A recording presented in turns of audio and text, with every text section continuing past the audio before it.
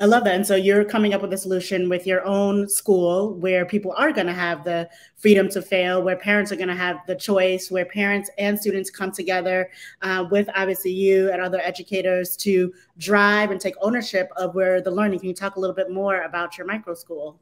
Yes, so we are excited. GGEC Academy Micro School. We are opening soon. We don't have a date yet, but it's soon.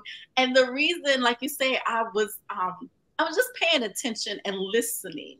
And I had a lot of parents who want to homeschool. Mm. And economically, that's not an option, whether they are single families, whether they are double families, partners. They just needed to be able to work. But they realized that their children are not being as successful as needed in a public, private, or parochial school. And so they were like, do you think it's something that you could do? And I said, well, I love micro schools. I love any type of schooling that's going to be a school choice. Mm. And so that's why I came up with the concept of GGEC Academy. It's a micro school. We are specializing in teens and tweens, which means you're rising 6th grade up to rising 9th grade. And what we do is we do what I call a hybrid method. So project-based learning, community-based, which means students are able to go out. We find internships for them. We find them able to shadow careers and jobs that they're interested in. But we always go keep the main thing, and the basic education of reading, math, social studies, science, finance. Our kids always want to know about how do I get this money straight, and I love it. And when you're in a micro school, we have the basics, but we have the freedom that sometimes I didn't have in class. And then sometimes I did because I didn't pay attention to the curriculum because I was a disruptor.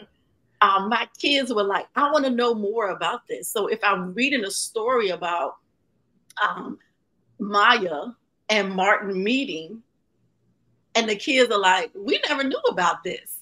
And they want to know more about it. I didn't necessarily have time always in my traditional school setting to allow them that freedom to investigate and learn. But in a micro school, we can turn it, okay, so let's turn it into a project-based lesson. Okay, it doesn't matter how many kids want to be. It doesn't matter if you're traditionally a 6th grader and you want to work with the 8th grader. It doesn't matter. And then one of the things we are looking at is, and if I teach a class of 25 students, all of my kids on different levels. Mm-hmm. In a micro school, all you do is take that class of 25 students out, and now I can literally teach and allow them to learn. So if you come in reading on the 5th grade level, but you're doing math on the 10th grade level, we're not holding you back in 5th grade math. For what? Right.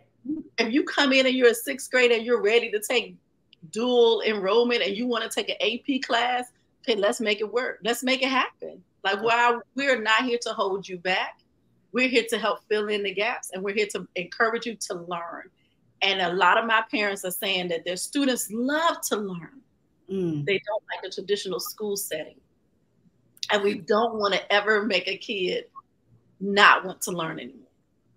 I think that's such a good point. One of the things that I realized too in my educational journey was that there was never such a thing as kids didn't like learning. They didn't like school. And those are two different things.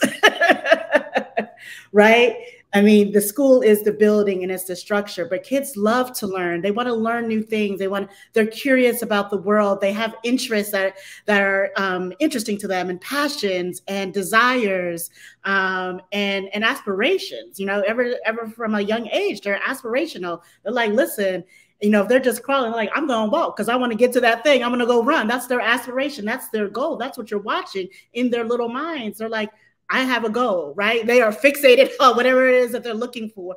And that never leaves. That never changes. The problem is within the structure that we are trying to confine. As we know, in the US especially, public school is a monolith, right? You have to go through, to your point, kindergarten, 1st grade.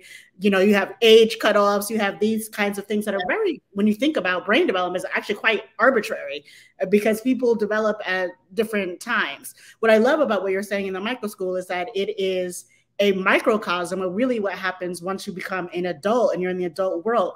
I'm a woman of a certain age, and I work with people who are younger than me. I work with people who are older than me. I work with people who have different skill sets than me. And that's how the world goes, right? We're all coming together for a greater good. So this is awesome because it's literally setting them up for success as citizens of the world.